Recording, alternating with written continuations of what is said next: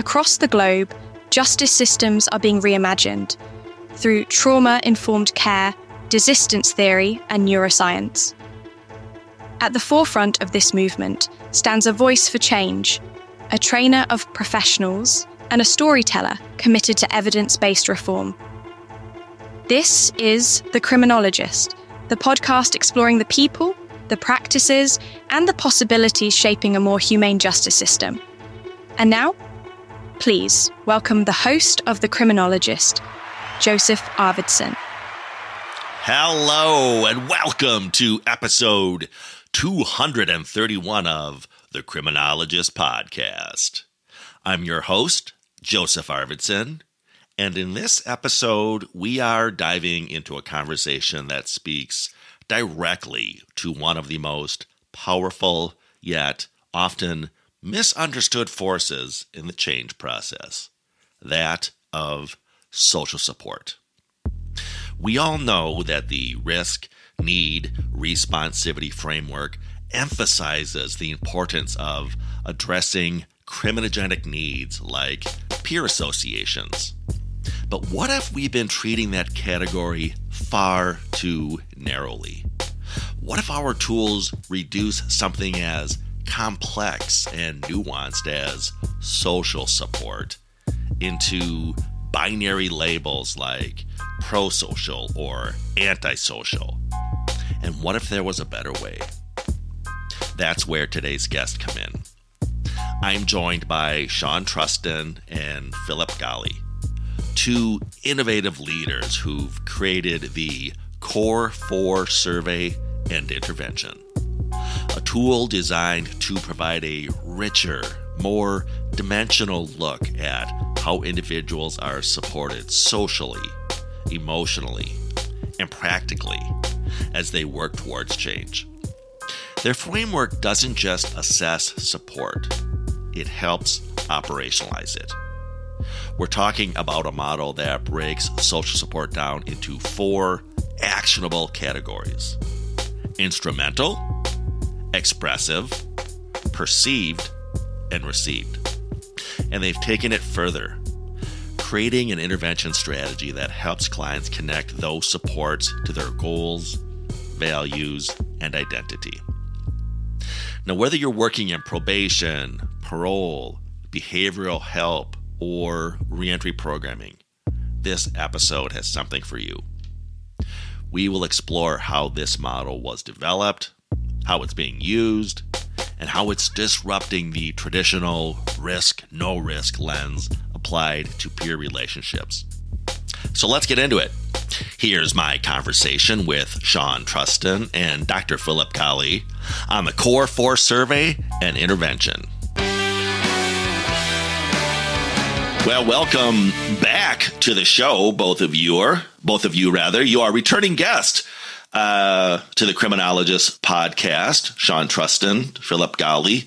Welcome both. For those listeners who may not have caught your previous installments of the Criminologist Podcast, why don't we kick it off with a brief introduction from each of you? Tell us what you're all about, what your journey that's gotten you this far has looked like. And then we're going to dive into the topic du jour, your Core 4 Survey and Intervention, which I am beyond excited to talk about. So, in no particular order, let's kick things off with some introductions and some, hey, how have you been? Because I've missed you both. Phil, you want to start? Sure, absolutely. Thanks, Shawn. And Joe, thanks again for having us back. It is exciting. This work that Shawn and I are going to be talking about today is, for me, and Shawn as well, 6, 7, 8, 9 years in the making. But yeah, as Joe introduced, I'm Phil Galli. I am the Director of Justice Support Services for St. Croix County in Western Wisconsin, oversee our CJCC, our pretrial division, and our adult treatment court. In a prior life, I was a probation and parole officer in Missouri, Ohio, and Illinois. And then I taught criminology full-time at the University of Wisconsin River Falls for 4 years, kind of sandwiched in between. So Joe, thanks again for having us back. Yeah, of course, Phil. Great to see you again. And yeah, I'm really excited about the work you've been doing. Shawn, my friend. Yes. What have you been up to? Kind of the same old. I mean, it's exciting to be back with you. So my name is Shawn Trusten. I've got 20 plus years in the field, community corrections, juvenile and adult institution and field work. Last 5 or 6 years, I've been doing long-term planning for criminal justice reform at the county level, which I'm really, really passionate about. I taught with Phil at UW River Falls for a decade, undergraduate criminology, part-time while I was doing my main work. And then we've been working on this project here for a while, like Phil had said, 6, 7, 8, 9 years now. Since the last time we were on, what the kind of next evolution of this work has been is really what can we do and what can be the kind of follow up to the survey that we created, which we'll get into today. So that's we're very excited to be here. And thanks again for having us. Yeah, of course. As you each were introducing yourselves, I realized the three of us are, to a degree at least, kindred spirits in that we each have that background as practitioners. We've each dabbled a little bit, if not more, in some adjunct faculty work, which I always felt that really kept my feet to the fire when I was a practitioner, because by definition, as you both can relate to, you're updating your curricula every year. You're updating your syllabi every year. So at a point, the students were actually calling me out saying, wait a minute, Joe, I just read this paper from federal probation, or wait, this is not what they're doing anymore with risk assessment or whatnot. So yeah, we both have that in common. And then again, as a result of that sort of cocktail of frontline experience and sort of as faculty members, evidence-based practice champions, it manifested itself in, well, in your case, the Core 4 survey, in my case, all of the stuff I do with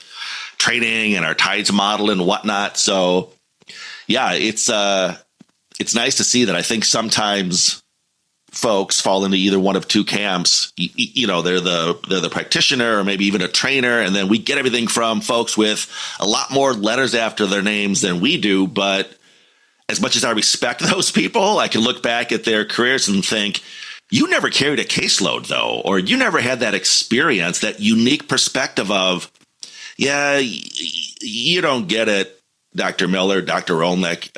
I'm not going to talk to my client this way. Or, all due respect to my friends in motivational interviewing world, but you know, those sort of intangible things that you realize sort of slip through the cracks of what looks great on the X's and O's chalkboard of empirical data and meta-analysis. And yeah, when you distill this down to the field, the people sitting next to the cubicle beside us, that's not going to work in the real world. And I think, again, because you all have that lens of, I carried a caseload. I went to these probation violation hearings. I worked with these families. I worked with these high-risk clients. This is what you're not capturing there. It's so funny that you say that. When Phil and I got together over a decade ago now to start talking about doing some research together when we were both teaching, that was one of the first things we said when we sat down together was the biggest complaint we have is that the research gets us to a point, and then you're almost relying on people that have to worry about day-to-day things going on with clients to say, how do you translate this complex theory and turn it into a practice? And that's really one of the hard parts about our field, is that we have such great research and it's such a new field. So stuff is changing so frequently. But how do you actually get that down to the boots on the ground where they can do the work? Yeah, to your point, not just that they can do the work, but trying to say this again, being respectful to our dear friends in academia. Well, for example, as a master trainer of the level of service case management inventory, I can reflect on my training experience, years of training practitioners in the LSCMI, and now I can look back and think, man, I spent a lot of time, and I was really good at it, but I spent a lot of time imparting, for example, the concept of an effect size of an intervention to a probation officer, which the three of us can geek out all day on effect sizes, and I can give you all of the various metaphors I use to explain to a probation officer what effect size means. You know, it's sort of like the impact it will have, or how much you move the needle, or this or that. And again, my trainers and I were really good at this, but at the end of the day, kind of to your point, Shawn, okay, maybe for an administrator making a decision on, do we use, you know, a carry guide versus a NIC document or this or that? Yeah, they might care about effect sizes. But to your point, Shawn, John Smith, probation officer, who's working with his high risk client who's trying to get past some antisocial behaviors. Yeah, me spending 45 minutes in that training talking about effect sizes is just. I look back and think, what was the value added of that? Mm-hmm. Which again, I love that you bring this sort of the player practitioner role to this. And to that end, what we're here to talk about is your latest manifestation, the Core 4 survey and intervention. My question is, and you may have already answered this, Shawn, what inspired that, and or we're going to do a deep dive on this, but give us maybe the elevator pitch on the Core 4 survey and intervention. Yeah, so this work that Shawn and I have been, going through different iterations. Now, it started for me as a PhD student and became my dissertation project. I had sat down and thought a little bit about like what are some of those gaps, those voids that are missing in the field, those things that I kept having discussions with clients about, but we're not doing a good enough job in the field. And social support is what I arrived at, but I had no idea what that means. And we'll talk more about that because it means so many different things. And so this, I worked several years to kind of develop and refine this instrument, our survey tool that we're going to be talking about. And so that's really where that comes from, is that period of time for me. And then taking it and asking people to give me feedback. And then, when Shawn and I started working together, getting it into the hands of justice involved individuals that could, take our survey. And we have, some small sample sizes that we worked with. But that's kind of how the last decades worked with the development. I love that you looked at the issue of social support, and to your point, Phil, I know we're gonna unpack this, but yeah, I mentioned my work as an LSCMI master trainer, and that's one of those areas I thought again that okay, we need to re-examine this and take a different look at how we're defining this criminogenic domain of companions. We need to level up, basically, which is what you've done with the Core 4 survey and intervention. Maybe walk us through the framework. I love it because you've done a deeper dive on the traditional risk, needs, responsivity view of that domain, if you will, of companions or antisocial peers or however we want to reframe it. And what I love about it is you've taken away the binary aspect of that, right? Everybody's good, everybody's bad. They're all in two camps, right? They're either the good guys or the bad guys, right? You've peeled that onion a bit and come up with 4 key dimensions that you're really focusing on. Maybe walk us through those 4 dimensions. And Phil, before you jump in on that, one thing I want to point out, Joe, too, it's funny, we mentioned the LSCMI, and you mentioned companions, of course, and the antisocial pattern. Pro-criminal thinking would be part of it, obviously, too. But even down to the point of in the employment area, they talk about how do you get along with your peers? How do you get along with your employer and the boss? So that whole social support piece, it touches on even more than just the companions. Even within the tool, it shows the importance of it. Within it, it doesn't necessarily, the employment isn't a binary of are you working or are you not? It's are you working and how is the quality of the relationship with the people? So that support, even in something like employment, you can see it in these risk assessment tools, how important social support is. And I'll let Phil talk about, lay out the framework, and then we'll talk about the Core 4, of course. Yeah, that's great insight, Shawn. And thank you for correcting me. I naively focused on that one domain. But to your point, when you talk about social support, it isn't just the domain of companions, which if we just keep focusing on the LSCMI risk assessment, at least, there's only 4 questions. There's only 4 items, right? We break it down into friends, companions, pro-social, antisocial. And to your point, Shawn, and I've trained this when I talk about employment and gotten people to think about why we measure that aspect of an individual's life. Collecting a W-2 form at the end of the year doesn't buffer against risk. Collecting a paycheck per se doesn't buffer. It's like you said, it's those relationships, right? And the key is to get folks to look at that and not just these sort of itemized checklist of areas of our lives. So yeah, I applaud you for that. Yeah. Yeah, I like how you put that about the just documenting work. What does that do? Does that Yeah. What kind of assistance does that create? And so that's kind of what we did here is we took this idea of companionship and support out of these tools and we extracted that. And we're looking then kind of at those next couple layers. And those layers are social support broken down into 4 dimensions. So we look at expressive support, which is emotional support, instrumental support, which is tangible, those items that we all need. And then in the perception of support, and so we all perceive support differently, right? And that even has multiple layers to it. We look at the magnitude or the strength of the support, the value that we place on it, the duration, all of those things, frequency. So the perception is important. And then I'm going to start by talking about, how we receive support. And this is something that we have sought to kind of quantify. So it's not just give us a number of the people that could give you a ride to work. I mean, that's important, sure. But if I have 5 people that could give me a ride to work and Shawn only has 1, what does that mean, right? Because there's more to that. Are those 5 people reliable? Do they want something in return for that ride to work? Whereas Shawn may have somebody that would drop what they're doing within reason to give them that ride. And so we're really hoping, and I think our tool does that, is tease those things out a little bit for us. So again, we've got the 4 dimensions. Each dimension has 7 items in them. So we've got those 28 different items. So receive support, again, is we even break it down into kind of personal versus professional, right? So we all have personal contacts, hopefully, those support systems, they're important. But we also are really looking at talking about our networks of support in the workforce or in our career or our potential jobs. And so it's been important, as Shawn and I have gone through this, to look at both of those. Because they might be different, and we really want to emphasize and try to capture both of those. So, Shawn, I'll let you talk about either one of the next 3. And so and just to build off that received, so the received then in the survey is the people then in your life that you can identify that can provide any type of support, social support. And that's kind of the building then for the intervention tool is who do you have in your life that you can rely on for any type of social support. And it's really just those names. And if it's names and relationship, name and relationship.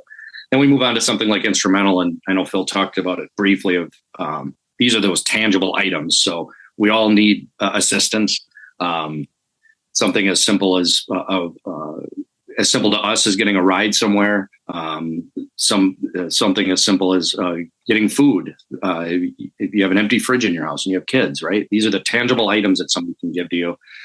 So it's the tool. Then the 7 questions around that gets you figures out where you're at on that. Are you low, medium, and high in instrumental support? You have people in your life that can provide you that tangible item-based type of support. Yeah, great point that you made, Shawn, about kind of the different ranges, because we're hoping to again capture, and I think we do across the board. Are people low, medium, and high in support? And then what does that mean? How can we help broker services and broker contacts across the board for support, but low, medium, high also in each of the dimensions? Because one thing we want to do is not just focus broadly on social support, but we want to look at those specific areas. So if somebody, if we're learning that somebody is low in expressive support, how can we help enhance that? How can we help promote that expressive support in their life? And I'll let Shawn talk about expressive here in a second, but I want to go back to the perception of support. And again, what value do each of us place on support? Again, I like to give this example. Shawn and I could sit down with the same person, have a 5-minute conversation, and leave that interaction feeling very different.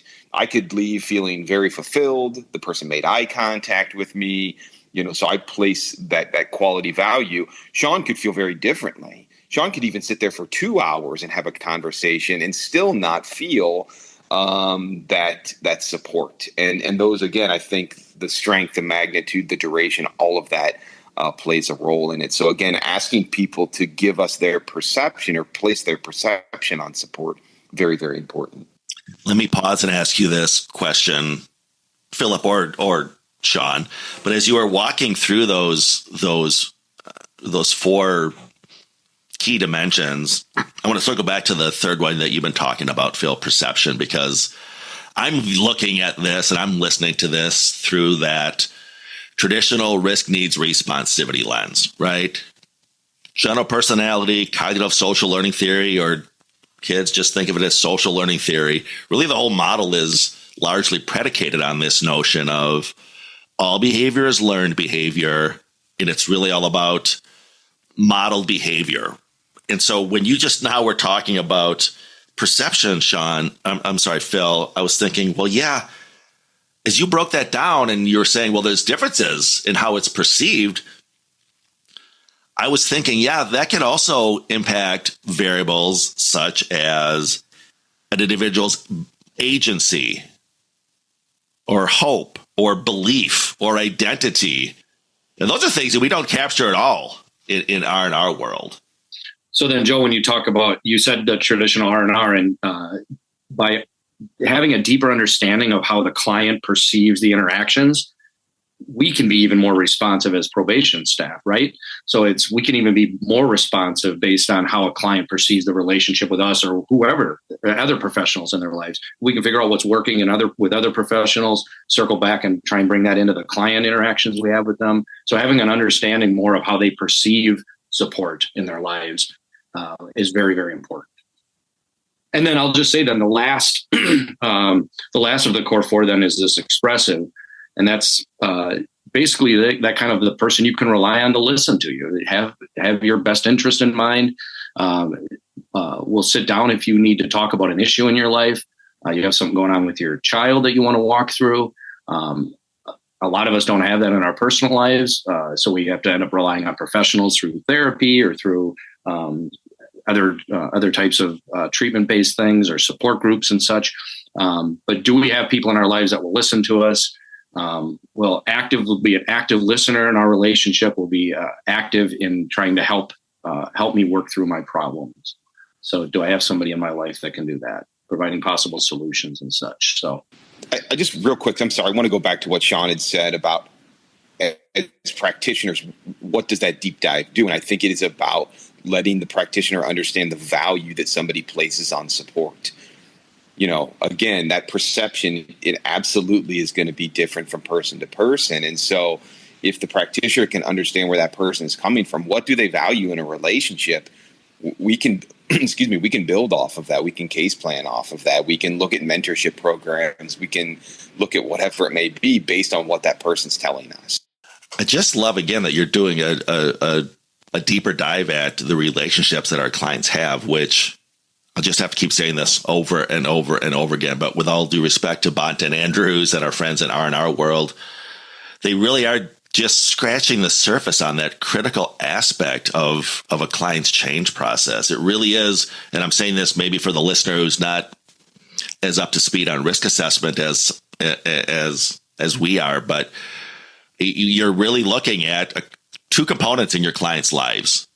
Two buckets of individuals, those they consider friends and those they consider acquaintances. And then you simply have to make a determination of, okay, would you consider them positive or negative, for lack of a better term, as defined by the behaviors that they're modeling. So if they're going to work, if they're clean and sober, if they're not involved in the justice system, we would say, oh yeah, score that person as a positive, as non-risk. But, for example, and this is arguably right out of the playbook, if I'm training a probation officer and they're saying, yeah, I'm not sure how to score this individual in my client's life, and I ask them, well, tell me about the individual that you have a question with. You know, where did your client meet this person? Oh, they met in juvenile detention, or they met when they were in the local county jail. My knee-jerk reaction would be, oh yeah, score that as a negative, because they're going to model negative behavior. And it doesn't look at anything you guys have just described as far as, are they giving any kind of expressive support or practical support or perceived support? Reminds me of that great documentary that we've all seen many, many times, The Road from Crime, where it's the two gentlemen from Baltimore who've desisted together, and they're pointing out, you know, just as individuals dip their toe in delinquency and dabble into criminality as a group effort, they desist from crime as a group effort. And in fact, and now we're learning so much about why we need to employ and enlist individuals with lived experience. Well, by the old definition, those folks with lived experience, oh, no, they're going to model negative behavior. And I know I'm being a little bit oversimplistic about this because you could tease that out, but I'm saying first blush, that's really what we look at there. And it just doesn't scratch the surface. Well, and that's the most exciting thing about this is that it takes an objective, individualized view of their support, right? Because we have an instrument and a workbook. So it's depending on you take the two gentlemen from the road from crime, depending on the probation officer or even the department's philosophies, you could in theory have a situation where the agent would tell those two gentlemen to stay as far apart as possible, never go near that guy again because he was justice involved before. It's only a matter of time before he falls back in, right? And what we're saying is that us as middle class, middle-aged white males our perception of support should not be dictated to our clients. It is the responsivity factor in practice. It's how do we get to that point where we're learning from the client what their needs are. And when you talk about that binary thing, it's so good to hear, Joe, because what I perceive as a negative peer in somebody's life could be the absolute best situation for our client. Something as simple as safety. If you had somebody in your life, we a lot of times will wonder why people. You came from a gang work years ago, Joe. Why do gentlemen hang out together? Why you would think people will want to stay apart since they're always in trouble together. They're always safe together, maybe. And that's what we drill down to with this tool is that safety is something I value. Maybe safety is something I don't have in any other avenue than with this person I've identified through this Core 4 survey and instrument tool. So now instead of us saying as practitioners, you need to do everything you can to avoid that person, it's what other supports can we find for you in that area that you have a need for so you can maybe start to decouple from this person. We need to build up the supports around you. If you only have one person in your life that can provide you with a ride somewhere, and it doesn't matter whether that person is justice involved, not justice involved, pro-social, anti-social, good or bad, all of those value judgments are irrelevant if that's the only way you have to get done what you need to get done. And I'll just finish with this.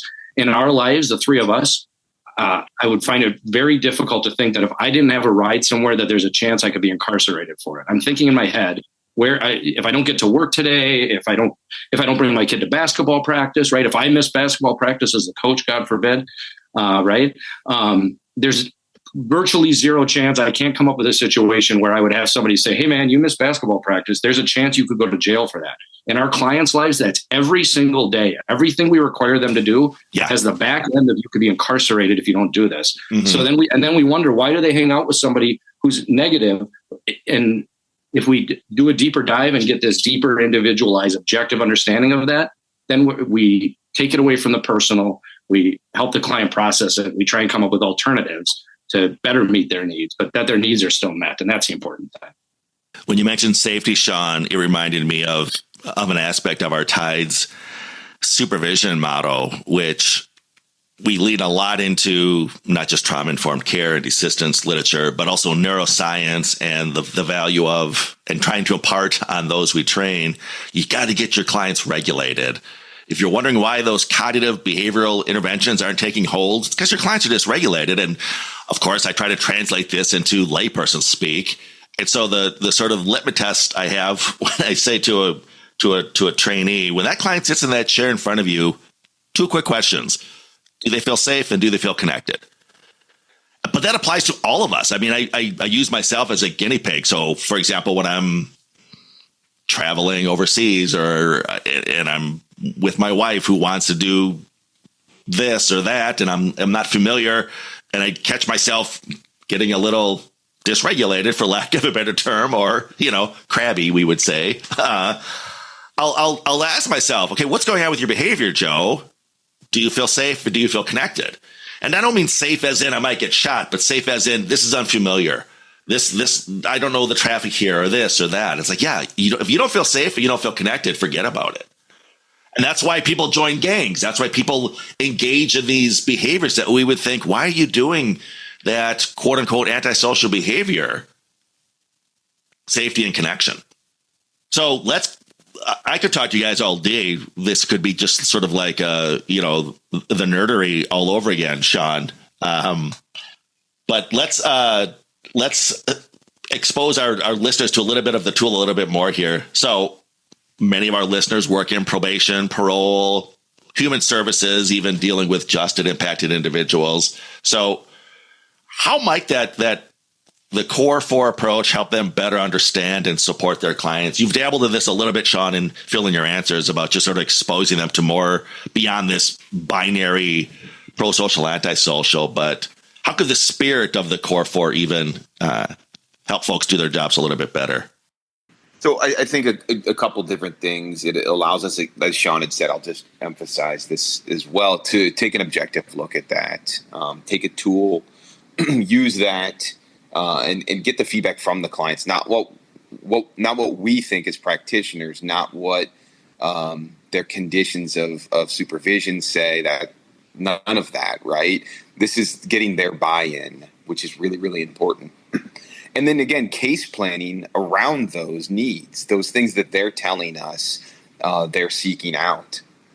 So again, we start off by looking at social support very broadly, which is fine. But then those 4 individual levels, how can we continue to promote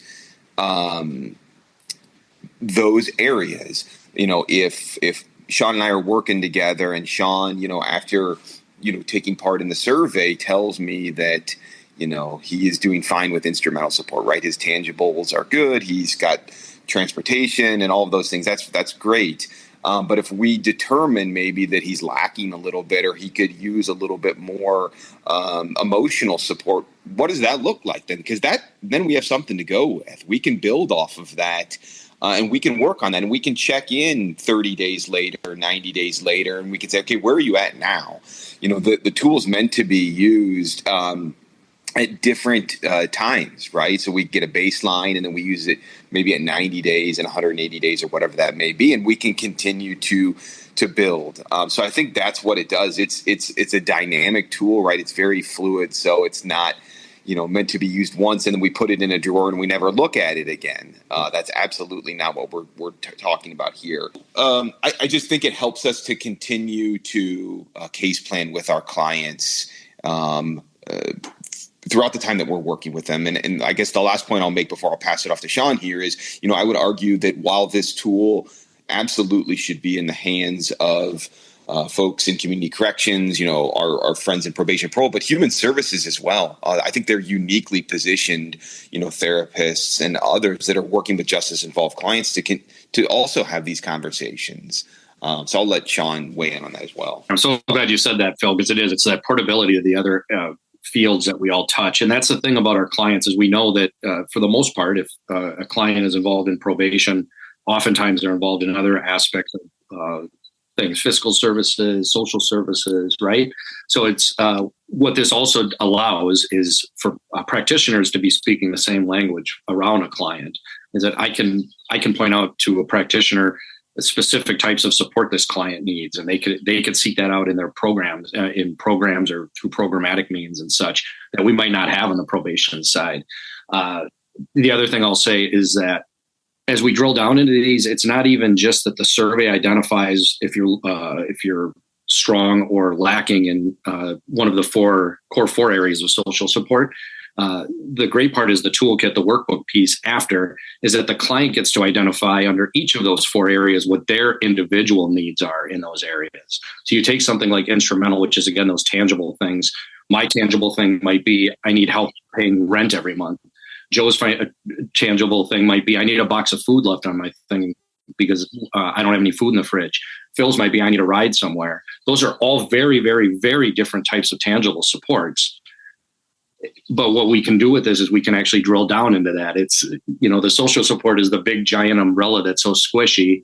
Those 4 areas that we've identified, we can target those a little bit more. But now with the toolkit piece, the instrument afterwards, the intervention, we can identify those individual client-based needs for that and match up those received supports, the people that we talked about earlier, Joe, the people and professionals, personal and professional, and say which of these people can provide each of those individual types of support as we lay it out. So what the tool does is we ask the clients to identify their 3 biggest areas under each of the 4 and identify people that can assist with that. And then that's how you could case plan around that. And maybe the client finds out that they only have one person in one area, and that's an area that they have a lot of needs in.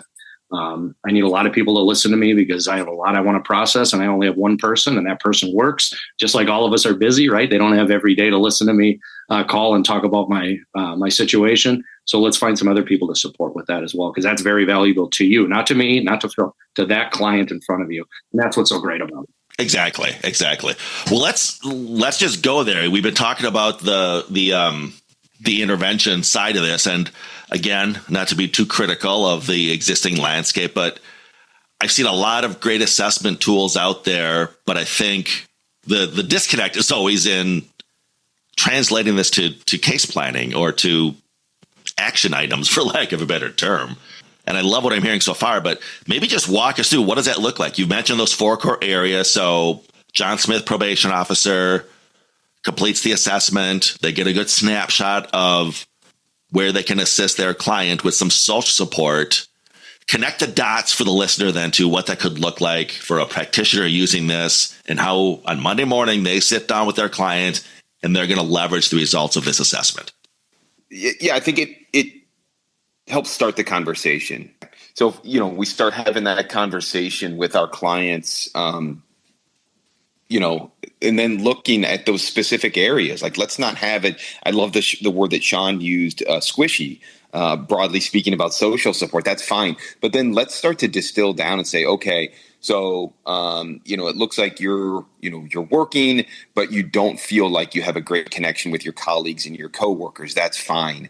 Are there things that you think that you can do to build your professional network? I don't know that we would necessarily say professional network, but what can you do to build the supports that you have with your colleagues? If we're talking personally, we can say, if the person expresses that they, would like to have a better relationship with a sibling, for example. Okay, let's start having that conversation.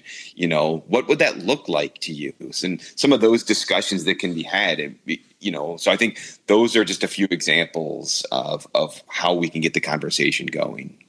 Being able to case plan around who can help the client around. I mean, the client. Most of the clients have conditions they have to complete. Whether those conditions are tied to criminogenic need or not it depends on It depends on the jurisdiction. Depends on the judge. A lot of times things get added on, but it's for those things that the client has to do and that they have to complete in order to finish their probation term, hopefully earlier. It's what can we use as practitioners to help the clients? What can we assist the clients in leveraging to complete these tasks and to get them through probation? And then obviously the bigger thing is so they don't come back. What do we do for long-term desistance?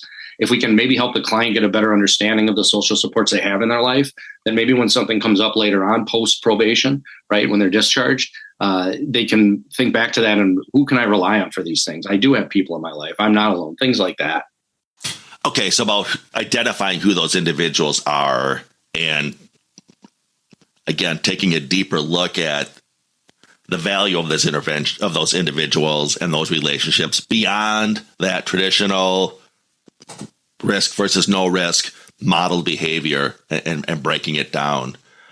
I love that term squishy. We're going to keep circling back to that because I'm sure you can both agree, because you've both seen it in your experience as practitioners and beyond, that, yeah, there is this disconnect, even with a well-intentioned probation officer who completes the risk assessment.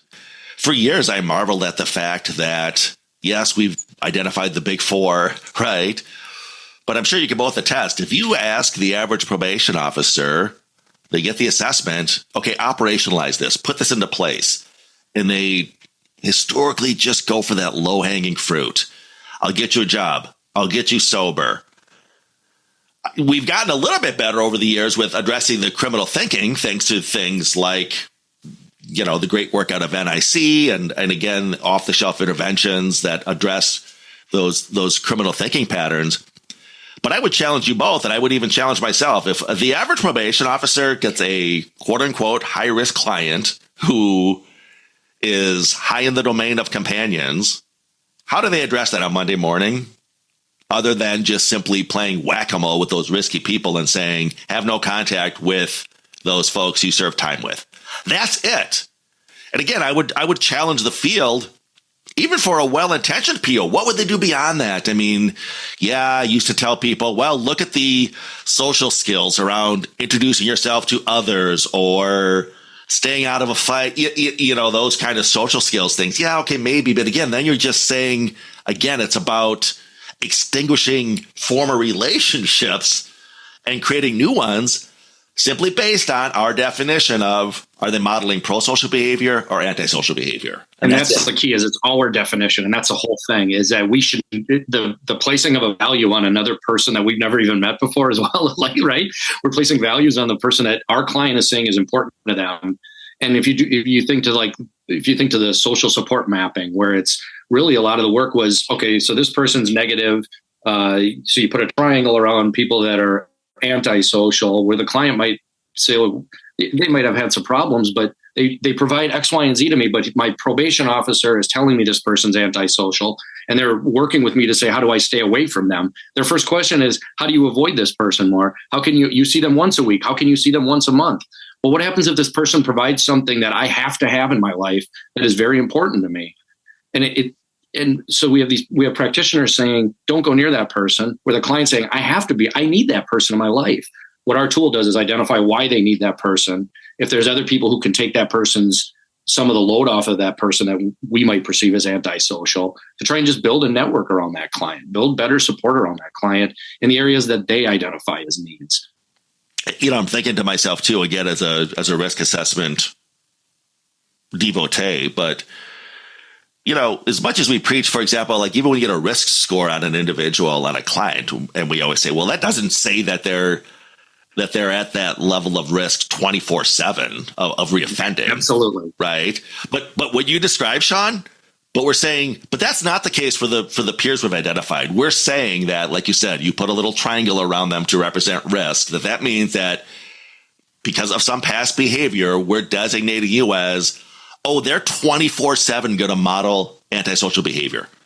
Or conversely, if we identify somebody as a positive based on whatever we're defining, we're saying to them, moving forward, that individual is 24/7 going to model positive behavior without digging down deeper into these more granular aspects. Go ahead, Shawn. I cut you off. Yeah, no, I just wonder how can you accept the idea of absolute worth in your client while simultaneously saying that the person that you've never met before, that you have no idea is lacking in worth because of something that the client told you or something you saw on a computer screen somewhere with an arrest record of a peer they had or something. It really, those are two polar opposites. It's that the expectation should be that every client has value, that they can be better than they were yesterday, that we all can change and be better than we were, a better version of ourselves, finding our ideal self. And then we say, but in our pursuit of that, we're going to identify the people that we say are negative, and they don't have worth, they don't have value to you, even though you're telling me they have value to you. When we start saying it like this, we're laughing because it sounds so silly, but we do it every day, and we have for 100 years. It's fascinating. Yeah, I could go on and on. You're right, Shawn. It's like we're saying even the most, enlightened progressive probation agencies where they've changed the culture, that the probation officers look at their clients and they see absolute worth and they realize you have the ability to change. I'm not going to define you based on the worst thing you did on the worst day of your life. You're on a trajectory. You're going to have the happy, your happy ending someday. But that doesn't apply to the people in your life. That guy who served time in Cook County Jail 15 years ago, he'll never change. He's always going to be a negative. Yeah, he's always going to be a bad influence. Yeah, the contradiction is so stark when you put it that way. It's bonkers. It's fascinating. So this tool does the opposite of that. It says that you get to decide the value of the people in your life. You get to decide what they provide you. And if you're lacking in an area, we'll try to help you build into that area so you're stronger. And if somebody in your life that continues to cause you problems, but that's the only person you have in a specific spot, then maybe we can try and support you and find other avenues to get those needs met. Because it's really all about just getting your needs met. That's really what all of this is. That's really a lot of what social support is I need assistance in getting my needs met. We all do, all three of us, all the listeners, right? And as you start to identify those people in your lives, all three of us could probably identify some areas we're lacking in for that support. And this is, again, our tool identifies this in an objective way. And one other thing is, one of the great shifts in the field was sharing risk assessment with the clients, right? Because they got to start to see that it's an objective view of them. It's a lot. You think of those 42 questions in the LSCMI, how many of those are the client's result of the client's choices in a decision thing, right? You say like family, there's very little to do with that.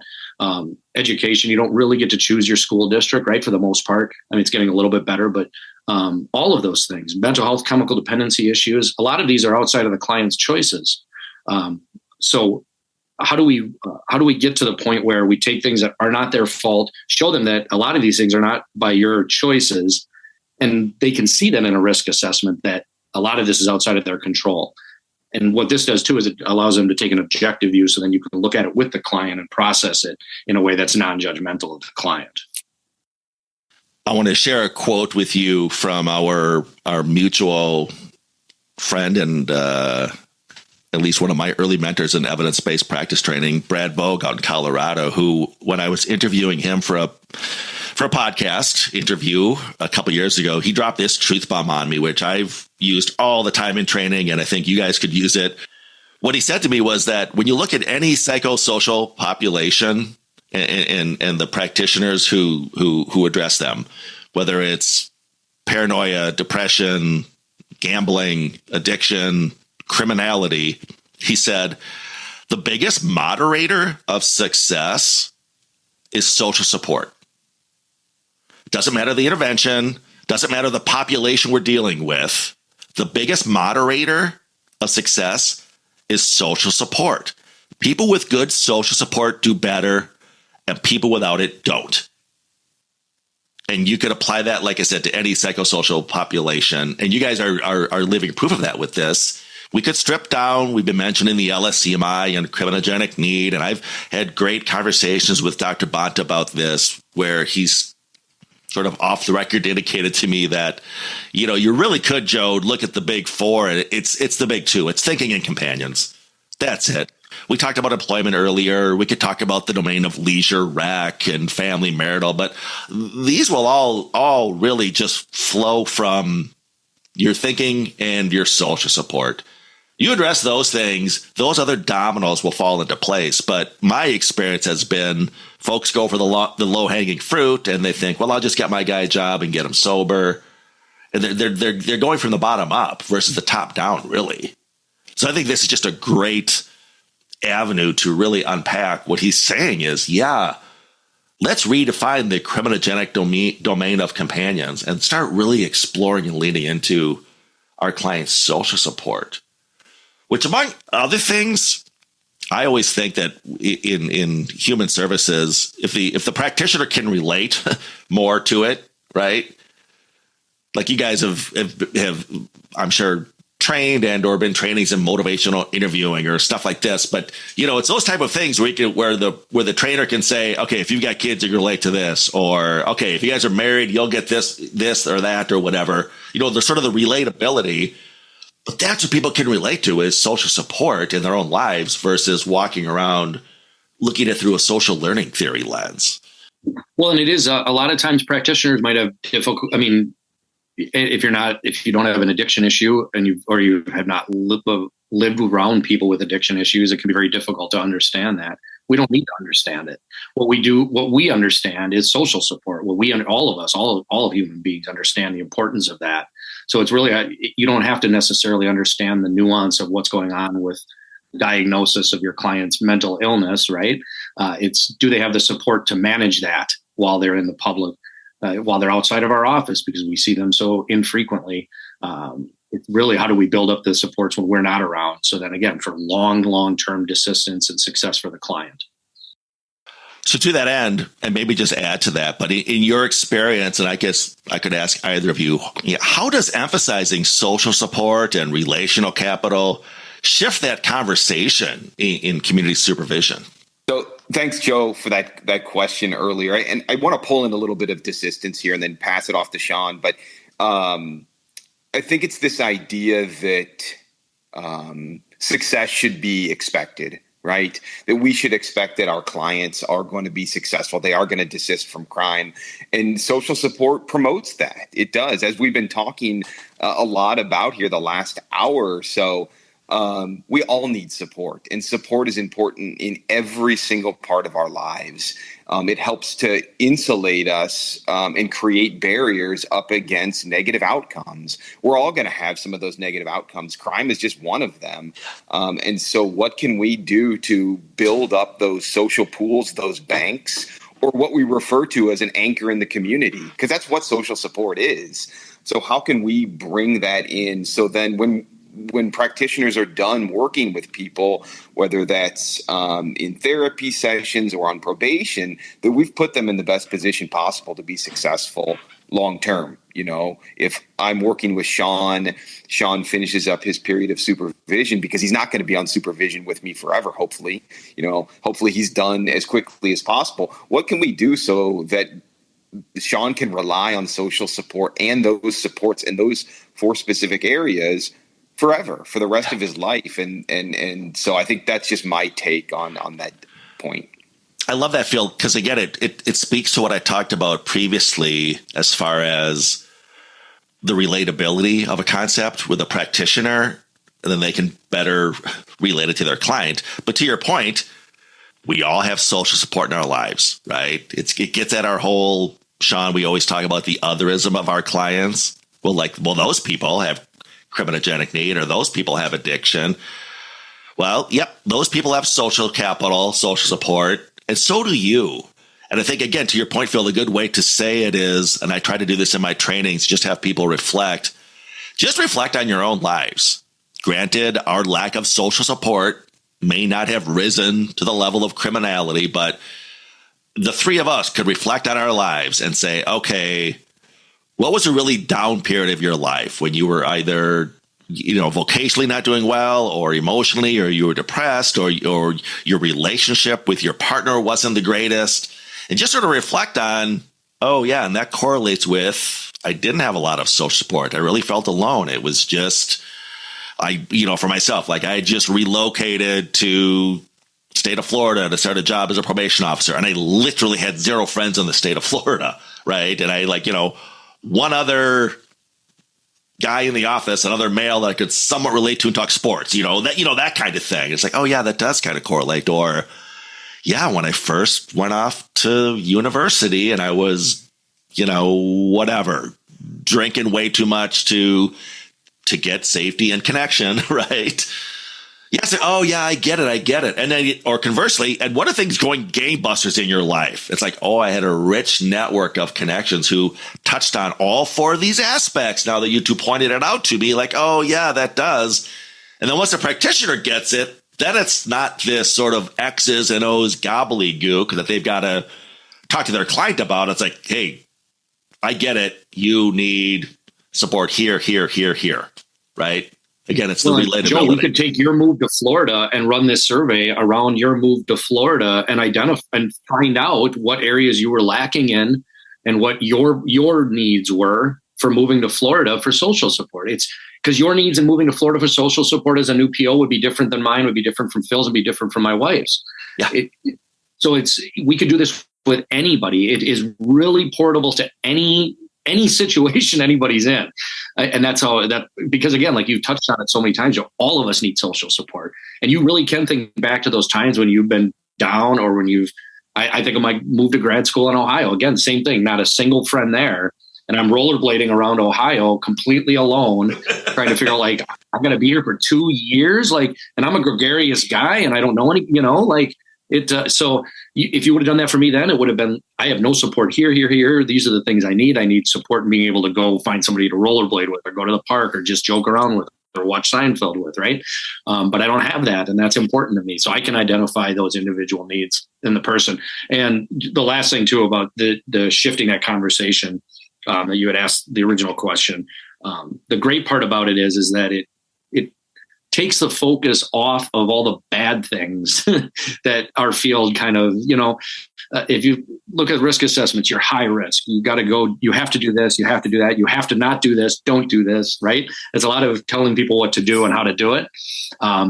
But if we shift the focus and say, well, the focus should be instead on the supports around you for long-term success, then it's something the PO can relate to, the client can relate to, and then you're speaking the same language again. To that point, Shawn, you mentioned this earlier, but one of the existing tools that we use to address the criminogenic need of companions is what's known as a sociogram or a social support map.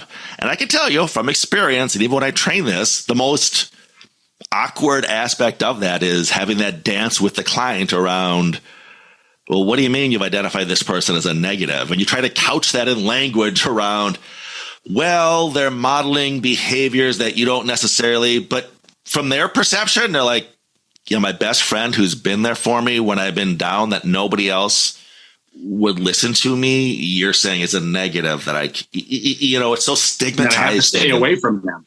Yeah.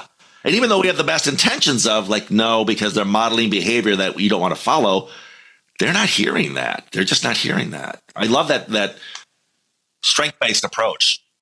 Yeah, they have a need that they've identified that this person is filling, that if we don't help them find another avenue to meet that need, they'll continue to stay with that person that we may have identified as antisocial or having pro-criminal thinking. One of the things, gentlemen, that we do, and the audience has heard me talk about this, but with our tied supervision model, is really getting the practitioner to redefine and recalibrate how they view behaviors.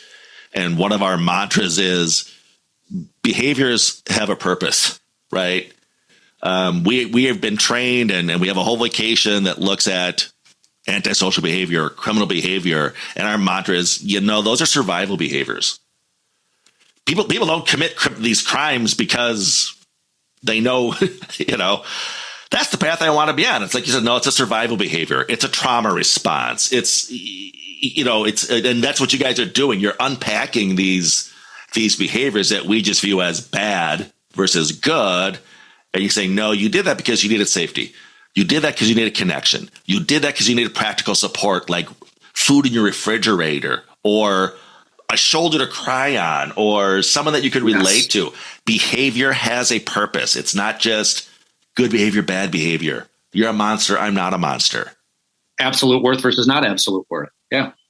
I hope I've sparked interest in this tool, and I'm going to get your contact information and share it, of course, with the listeners. But also, I want to point out, if folks are intrigued by this, that on Thursday, June 12th, you will be hosting a webinar with our good friends at the American Probation and Parole Association, APPA.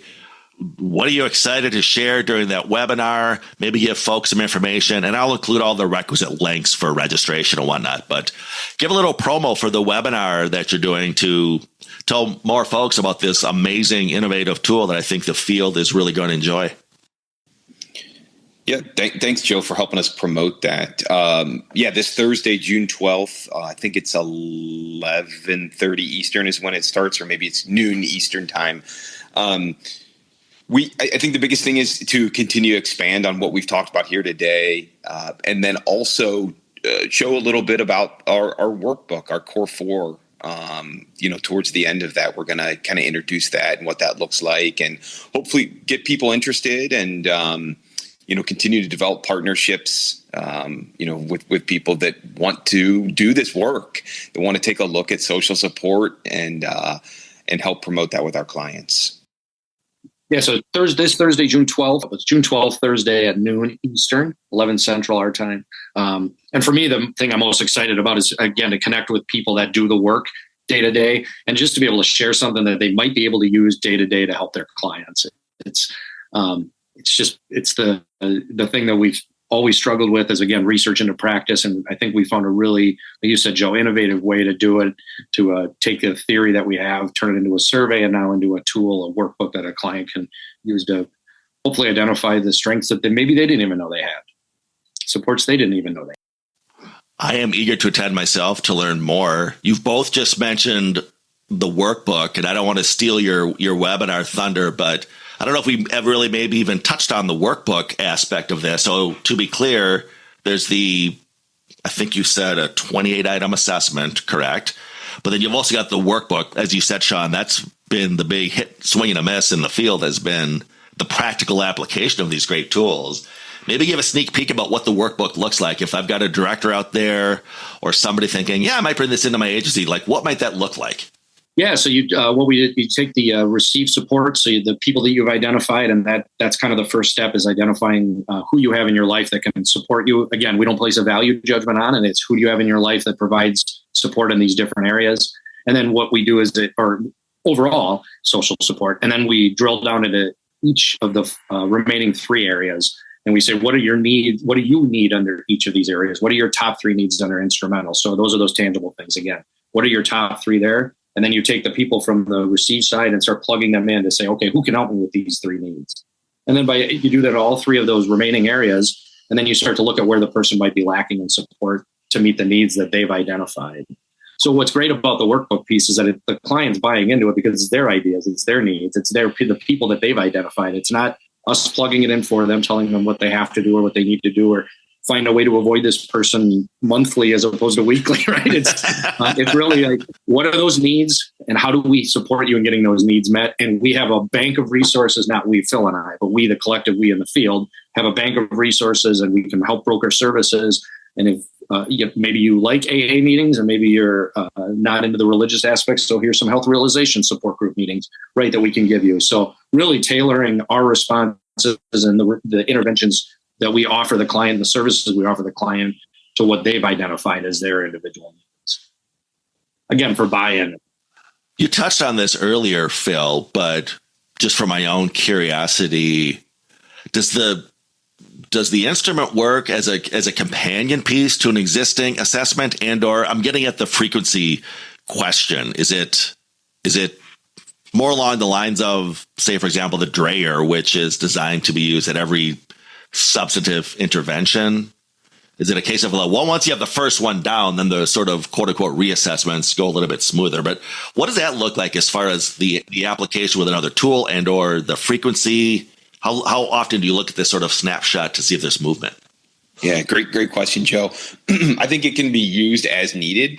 Certainly, I think there's a baseline piece to it, but being able to use it in kind of transition points too, as somebody's moving through different life phases, they might have something that goes on in their personal life that social support may be changing dramatically, either negatively or positively.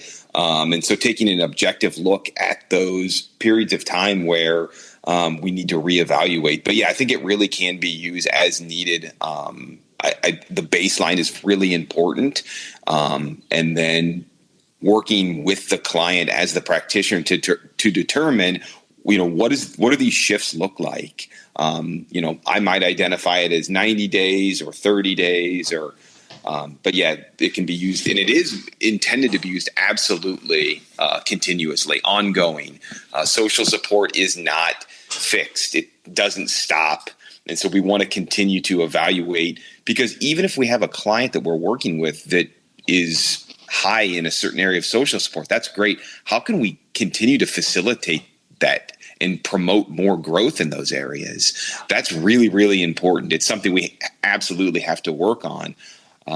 So yeah, it is absolutely a continuous instance. I love that reply, Phil, for no other reason because, you're sort of embracing the let's get away from the one size fits all approach. Like, well, it must be done every 3 months, 6 months, 9 months, annually. As you are replying to that, and I love how you're just sort of empowering the practitioner to just look for these things. For example, earlier on, we talked about the domain of employment and how it may or may not capture some of these things. But as you were saying, well, yeah, if I'm a practitioner and suddenly my client secures gainful employment and we're celebrating that, well, then, yeah, that might be a time to look at this tool again because you're probably moving the needle on this, or if they get laid off or this or that. So sort of look for those milestones that you suspect may reflect a wrinkle in that social support and apply the tool as needed versus just this mandatory, we assume these changes are going to take place. Look at the snapshot, right? Just a practical example. before your last question, which is my favorite question, Joe. But something practical, again, I've talked about portability. And if you could just picture a client being at an inpatient treatment facility, right? We know evidence-based and anecdotally that the most difficult and dangerous time for a client is coming right out of treatment for overdose and such, especially on specific types of drugs and things. Just imagine the power that you would have as a practitioner to be able to send your client while they're still in inpatient treatment, this survey, find out where they're at now since they've been in inpatient treatment. They might have lost a lot of social support from using friends, right? That provided them with a lot of things. And now they need to transition to a place where they're not around those using friends anymore. Imagine being able to, with the client and the chemical dependency counselor and the probation officer together before they're even released, saying, okay, this was a need for you. This is still a need for you. But you've identified through treatment that you can't be around this person as much anymore. So who can backfill that? Who can fill that need for you now? So when the person walks out, they feel that much more confident. They're not alone now when they get out. They have a plan in place that they might not have had available to them before. So it's very exciting. Yeah, extremely exciting. Speaking of exciting, what excites me is research. And I know I don't want to let you out of here without talking about, you have done some research around this tool, correct? Is there anything you would like to share to impart on the listeners who may be thinking about pulling the trigger on this, but are wondering about that all-important efficacy question? Yeah, we have done some research, and I think we're looking for more partners. We've done research both in the community as well as in some institutional populations. But yeah, we're absolutely looking for more partnerships, looking for folks, maybe even in the pretrial world. It doesn't just have to be post-conviction, because pretrial is part of this conversation as well. Individuals that work with adult treatment courts and populations diversion programs. So we've looked at that post-conviction group and we feel really, really confident about that. And we've looked at individuals that are in a custodial status, and that's important as well. We feel confident, but maybe more on the front end, some of those individuals that are in diversion-based programs, pretrial programs, because I think this tool would be important there as well.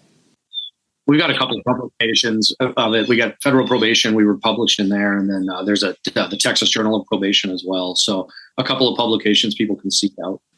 Yeah, they can. Absolutely.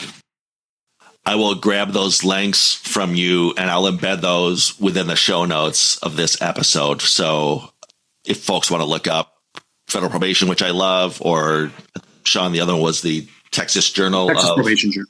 Texas Probation Journal. Yeah, I'll leave those links in the show notes of the podcast as well.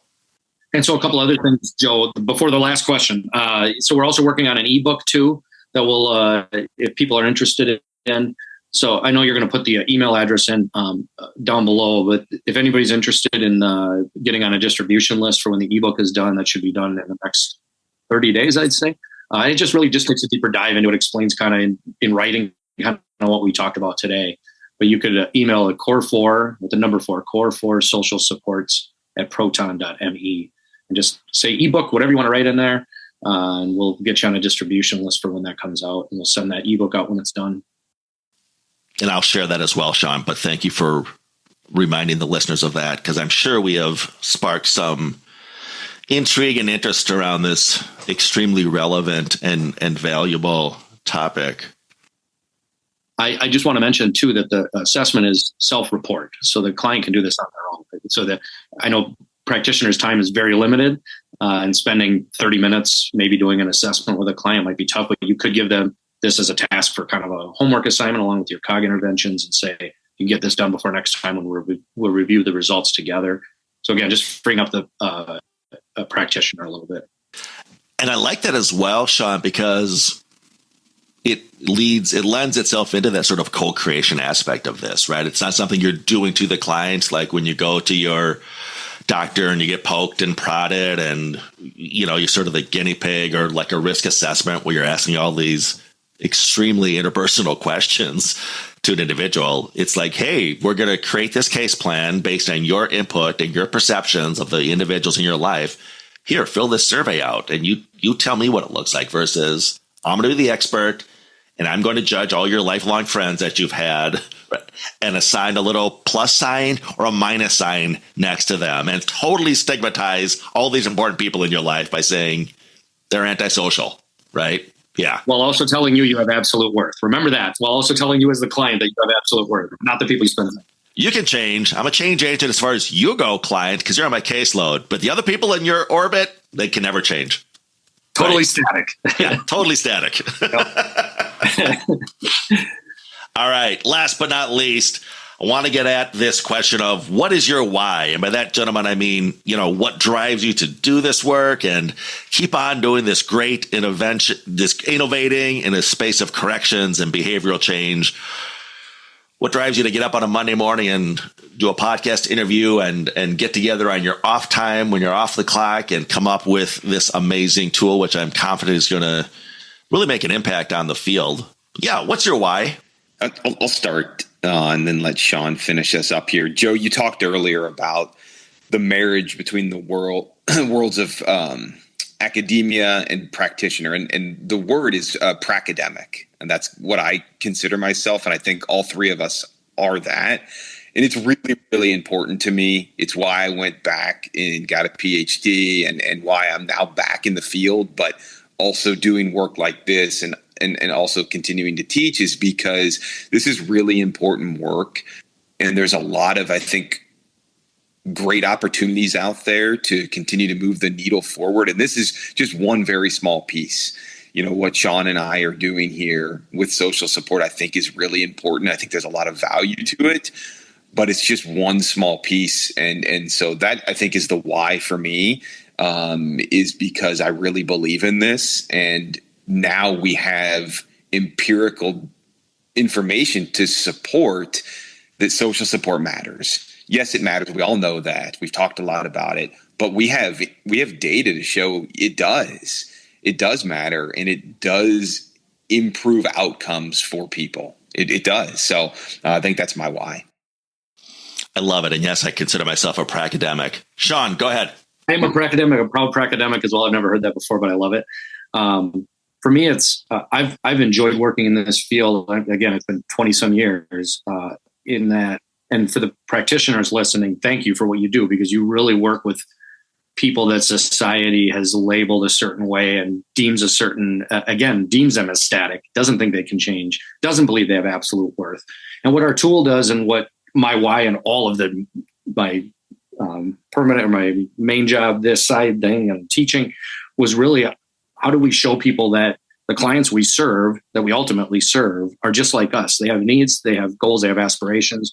Their aspirations and goals are really not that different from ours, right? They want safety. They want to be with family and friends. They want to have a safe place to live. They want to have good things going on in their lives. And what we can do as practitioners is help facilitate a client maybe getting to that good point in their lives. And what this tool does is it allows us to even drill down even closer and further down into that, better understanding for the client and the practitioner. So really for me, the why is, can we help? The why is helping people get out of this system and staying out of the system long term. What can we do to help facilitate that? I love it. I love both answers. Philip Galli, Shawn Trusten, thanks for joining the Criminologist Podcast today. Authors of the Core 4 Survey and Intervention. As noted, I will leave relevant links, contact information, all in the show notes of this episode.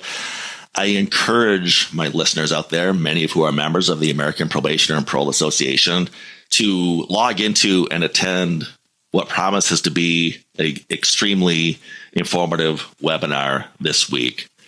I'll see you guys there, and I know I'll see you around the campfire as well. Until next time, my friends, take care. Keep doing the great work you do. Thanks, Joe. Thank you, Joe.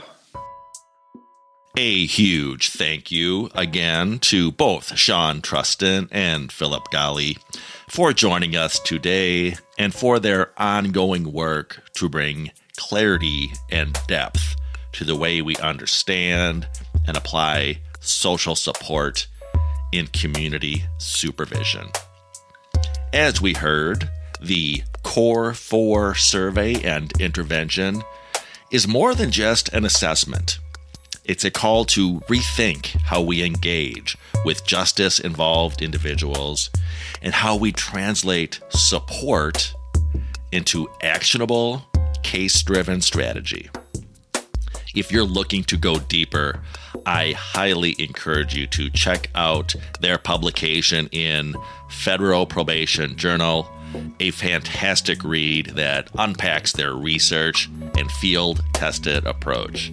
I've included a link to that article in the show notes of this episode. But more importantly, if today's conversation sparked interest, you have a chance to engage with Shawn and Phil live, coming up this coming Thursday, June 12th, 2025, from 2 o'clock to 3:30 p.m. Eastern Time. That's 1 to 2:30 Central Time, as part of the American Probation and Parole Association's free webinar series. Shawn and Phil will be diving into the Core 4 model, showing how it can be used in real time to enhance case planning and client success. This is a free training opportunity, open to practitioners, supervisors, and anyone committed to strengthening outcomes through meaningful connection. To register, just head over to the American Probation and Parole Association's upcoming webinar page at www.appa-net.org/webinars. You'll find all the details there for Shawn and Phil's session and many other great learning opportunities. And again, I will leave the link for the APPA upcoming webinars in the show notes of this episode. As always, thank you for listening and for being part of this growing community of changemakers. Be sure to follow the Criminologist Podcast wherever you get your shows and connect with us on LinkedIn, YouTube, and beyond. And always remember, folks, there's no them, there's only us. In our lives, the three of us, I would find it very difficult to think that if I didn't have a ride somewhere, that there's a chance I could be incarcerated for it. I'm thinking in my head, if I don't get to work today, if I don't bring my kid to basketball practice, right? If I miss basketball practice as a coach, God forbid, right? There's virtually zero chance I can't come up with a situation where I would have somebody say, hey man, you missed basketball practice. There's a chance you could go to jail for that. In our clients' lives, that's every single day. Everything we require them to do has the back end of you could be incarcerated if you don't do this. The Criminologist Podcast is a production of the Paragon Group, LLC. For speaking engagements, training opportunities, program design, or interview requests, visit theparagongroup.llc.com. To learn more about the TIDES supervision model, a trauma-informed, desistance-based approach to community supervision, please visit the TIDESLLC.com. If you enjoyed today's episode, be sure to check out the Criminologist YouTube channel for additional content, including exclusive video interviews and international insights. Both the Criminologist Podcast and the Criminologist channel are brought to you by the Criminologist Media Group. Don't forget to give the show a 5-star review. And as always, thank you for listening.